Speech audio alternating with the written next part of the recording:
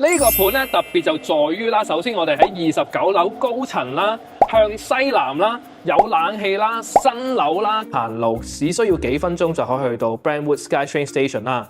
我哋知道啦，29樓咧已經係算係高層㗎啦，對面亦都冇乜嘅遮擋啊，酒店式嘅設計，仲有咧24小時嘅 concierge。我哋呢排都拍好多2房同埋3房嘅單位喎。冇錯啦，咁所以今集咧同大家咧介紹一個上車盤啊，仲要係新2年樓，個位置咧就係喺 Concord Brentwood 呢度嘅。咁 Brentwood 其實而家都好多 listing 啦，咁呢個盤有個咩特別咧？呢個盤咧特別就在於啦，首先我哋喺29樓高層啦，向西南啦，有冷氣啦，新樓啦，我認為咧3類型嘅人咧係會比較喜歡嘅。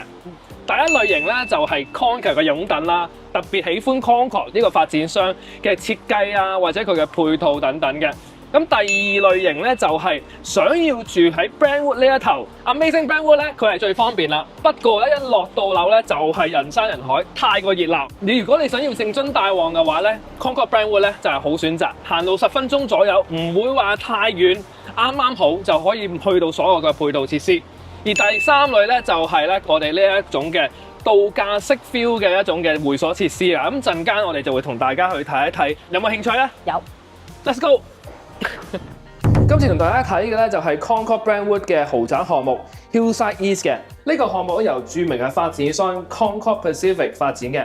無論係 Downtown Richmond、Burnaby， 佢哋一直咧都係大灣知名嘅發展商之一。而 Hillside East 咧可以話係 Brentwood 社區裏面定位最高端嘅住宅之一嚟嘅。酒店式嘅設計，仲有咧24小時嘅 concierge， 無論係收件啦、訪客登記啦、日常協助啊，都可以幫到你嘅。如果大家咧熟悉大灣嘅樓市，一定知道啦。Brentwood 喺呢幾年可以話係 Burnaby 發展最快嘅區域之一。以前大家對呢區嘅印象咧，只係可能係商場啦，但係而家已經真正成為有一個 urban 嘅 downtown 啦。喺我哋 Concord Brentwood 出發咧，行路只需要幾分鐘就可以去到 Brentwood SkyTrain Station 啦。揸車20分鐘左右咧就可以去到 Downtown Vancouver 嘅。點解咁受歡迎？亦都有一個原因，就因為咧佢好近我哋大學 SFU 同埋大專院校 BCIT 嘅，咁所以附近亦都有好多嘅大學生啦，加埋呢度嘅配套咧非常之完善啦。附近就係 Amazing Brentwood 啦，餐廳啊、超市、咖啡店、電影院、行街購物亦都係好方便嘅。咁所以好多住戶甚至乎住咗入嚟之後咧，1個星期都未必需要揸車添。好啦，入到嚟咧，我哋呢一個嘅2901號單位啊，咁我哋呢個單位係一個1房嘅單位啦 ，size 咧就係551尺嘅，咁我哋嘅坐向咧係向西南，咁所以咧採光咧就非常之好嘅。入到嚟睇單位咧，通常咧我哋第一件事咧就會睇個景噶啦。我哋知道啦，29樓咧已經係算係高層噶啦。對面亦都冇乜嘅遮擋啊！頭先我同大家提及過一樣嘢嘅就係我哋呢個屋苑啊，或者呢個單位嚟講咧，嗰個嘅露台咧都係非常之大嘅，比一般1房嘅單位為大嘅。嗰個屋檐咧亦都係夠對出嚟，咁所以就變咗咧，就算太陽射落嚟都唔會係即係直曬或者太熱嘅關係啦。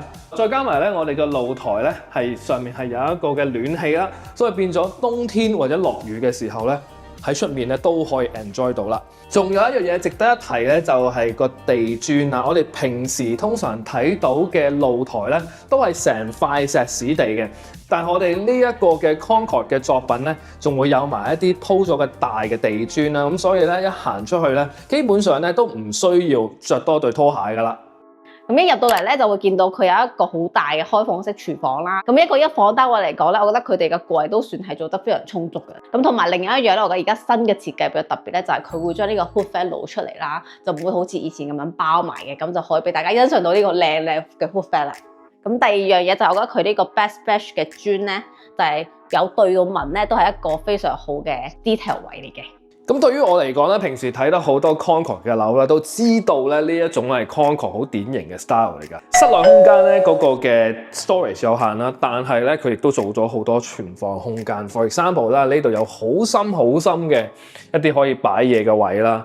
咁啊下低亦都做咗咧呢一個嘅 lazy Susan 喺度啦，方便你啲煲餐啊擺落去咧，就唔需要成隻手伸入去咁快。佢嘅微波爐啊同埋焗爐咧都係放咗喺呢邊，仲要係喺我哋嘅腰間嘅位置，所以唔需要咧就係要踎低啊，去到要譬如話焗嘢嘅時候要成日都踎嚟踎去啦，咁就變咗好方便啦。咁呢度咧就有一個 built-in 嘅雪櫃嘅。睇埋我哋嘅客廳先啦，咁客廳咧就係8尺乘20尺2啦。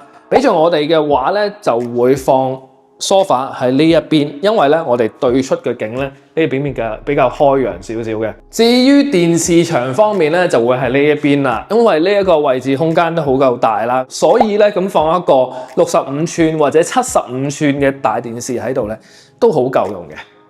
咦，我留意到而家個門變咗 design 喎。以前係一個正常嘅門，而家係一個趟門喎。